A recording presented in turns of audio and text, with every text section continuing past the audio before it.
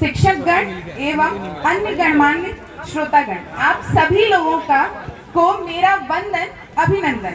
मैं मानसी चौधरी दिनकर के आभा से चमत्कृत, बुद्ध के उपदेशों से सत्य, गंगा के निर्मल तट, माता वैदेही की जन्मस्थली, ऐतिहासिक एवं गौरवशाली राज्य बिहार की बेटी, इस हरि के भूमि में स्थित केंद्रीय विश्वविद्यालय को अपना प्रणाम प्रस्तुत करती हूँ।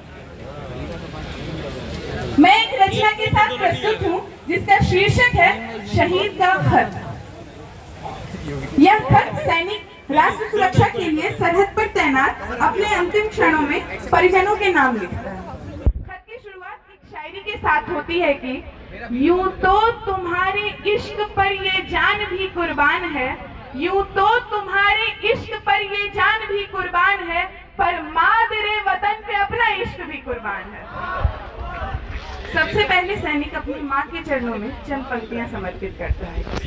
माँ तुम्हारा लाडला रण में अभी घायल हुआ है, माँ तुम्हारा लाडला रण में अभी घायल हुआ है, पर देख उसकी वीरता को शत्रु भी कायल हुआ है। रक्त की होली रचाए मैं प्रलय कर दिख रहा हूँ, माँ उसी शोणित से तुमको पत्र अंतिम लिख रहा हूँ। युद्ध था भीषण, युद्ध था भीषण मगर मैं इंच भी पीछे हटा हूँ, युद्ध था भीषण मगर मैं इंच भी पीछे हटा हूँ। माँ तुम्हारी थी शपथ मैं आज इंचों में कटा हूँ, एक गोली वक्ष पर कुछ देर पहले ही लगी है, माँ कसम दी थी जो तुमने आज मैंने पूर्ण की है।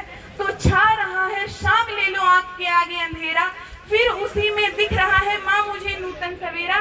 कह रहे हैं शत्रु भी, हाँ कह रहे हैं शत्रु भी, मैं जिस तरह शैदा हुआ हूँ लग रहा है सिंगनी की कोख से पैदा हुआ हूँ। कहते हैं वे पिता बड़े सौभाग्यशाली होते हैं जिनकी अर्थी को उनके पुत्र कांधा देते हैं। तनिक उस पिता की पीड़ा को अनुभव कीजिएगा जिसने अपने पुत्र की अंतिम यात्रा देखी होगी। कवि लिखते हैं, जितनी भारी लगती है यह शेष नाग को धरती, जितनी भारी लगती है यह शेष नाग को धरती, उतनी भारी लगी पिता को खुद बेटे की अर्थी। पिता के लिए समर्पित करता है, मैं तुम्हें बचपन में पहले ही बहुत दुख दे चुका हूँ और कंधों पर खड़ा हो आसमां सर ले चुका हूँ। तुम सदा कहते न थे ये ऋण तुझे भरना पड़ेगा, एक दिन कंधों पर मुझको ले तुझे चलना पड़ेगा। पर पिता मैं भार अपना तनिक हल्का कर ना पाया, तुम मुझे करना क्षमा मैं पितृ ऋण को भर ना पाया। ओ पिता यह प्रश्न मुझको आज तक भी खा रहा है, आज भी यह सुख तुम्हारे कंधों पर ही जा रहा है। भाई के लिए लिखते हुए सैनिक भाव विभोर हो जाता है। अनुभव कीजिएगा। सुन अनुज रणवीर गोली बाह में जब आ समाई, सुन अनुज रणवीर गोली बाह में जब आ समाई, ओ मेरी बाई भुजा उस वक्त तेरी याद आई। मैं तुझे बाहों से अब आकाश दे सकता नहीं हूँ, लौट कर भी आऊंगा विश्वास दे सकता नहीं हूँ, पर अनुज विश्वास रखना मैं नहीं थक्कड़ पड़ूंगा, तुम भरोसा पूर्ण रखना सांस अंतिम तक लड़ूंगा।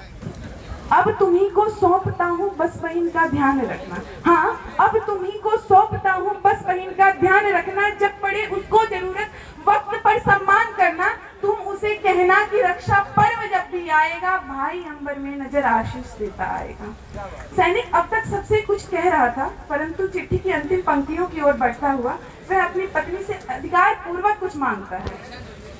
अंत में तुमसे प्रिय मैं आज भी कुछ मांगता हूँ, अंत में तुमसे प्रिय मैं आज भी कुछ मांगता हूँ, है कठिन देना मगर निष्ठुर हृदय वो मांगता हूँ कि तुम अमर सौभाग्य की बिंदिया सदा माथे सजाना, पाँव हाथ में चूड़ी पहनकर पाँव में मेहंदी रचाना, तुम नहीं वैधव्य की प्रतिमूर्तियों की साधिका हो, तुम अमर बलिदान की पुस्तक की पहली भूमिका हो।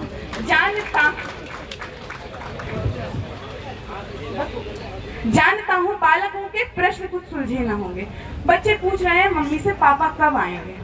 जानता हूँ बालकों के प्रश्न कुछ सुलझे ना होंगे, सैकड़ों ही प्रश्न होंगे जिसमें वे उलझे तो होंगे, पूछते होंगे कि पापा हैं कहाँ, कब आएंगे और हमको साथ लेकर घूमने कब जाएंगे। पापा हमको छोड़कर जाने कहाँ बैठे हुए हैं, क्या उन्हें मालूम है कि उनसे हम रूठे हुए हैं। तो पे अड़ जाते नहीं हैं। हाँ हाँ, तुम उन्हें समझाना कि जिद पे अड़ जाते नहीं हैं, ज्यादा जिद करते हैं उनके पापा घर आते नहीं हैं। सप्तपद की यात्रा से तुम मेरी अर्धांगिनी हो। हिंदू धर्म की मान्यता है कि अगर लड़का लड़की 7 फेरे ले ले तो वे 7 जन्मों के समराही हो जाते हैं। सप्तपद की यात्रा से तुम मेरी अर्धांगिनी हो। 7 जन्मों तक बजोगी तुम अमर वैरागिनी हो। इसलिए अधिकार तुमसे बिन बताए ले रहा हूँ। हाँ प्रिय, इसलिए अधिकार तुमसे बिन बताए ले रहा हूँ। मांग का सिंदूर तेरा मातृभू को दे रहा हूँ। जय हिंद। धन्यवाद मानसी इस ओशपूर्ण कविता के लिए।